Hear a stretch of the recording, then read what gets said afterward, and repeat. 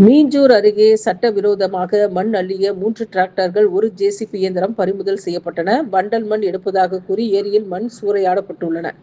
திருவள்ளூர் மாவட்டம் மீஞ்சூர் அடுத்த வாயலூர் கிராமத்தில் கன்னியம்மன் கோவில் குளத்தில் வண்டல் மண் எடுக்க அனுமதி வழங்கப்பட்டிருந்தது.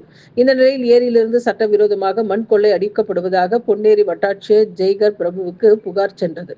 வட்டாட்சியர் தலைமையில் வாயலூர் கிராமத்திற்கு சென்று ஆய்வு செய்ததில் அனுமதிக்கப்பட்ட இடத்தை தாண்டி 15 அடி ஆழத்திற்கு மண் கொள்ளை அரங்கேறியது கண்டுபிடிக்கப்பட்டது. உரிய ஆவணங்கள் இன்றி காவல்துறை, நீர்வளத்துறை அதிகாரிகள் துணையோடு மண் கொள்ளை அரங்கேறியதும் தெரியவந்தது. இதனை அடுத்து மண் அள்ள பயன்படுத்தப்பட்ட 1 ஜேசிபி இயந்திரம், 3 டிராக்டர்கள் பறிமுதல் செய்யப்பட்டு காட்டூர் காவல் நிலையத்தில் ஒப்படைக்கப்பட்டது.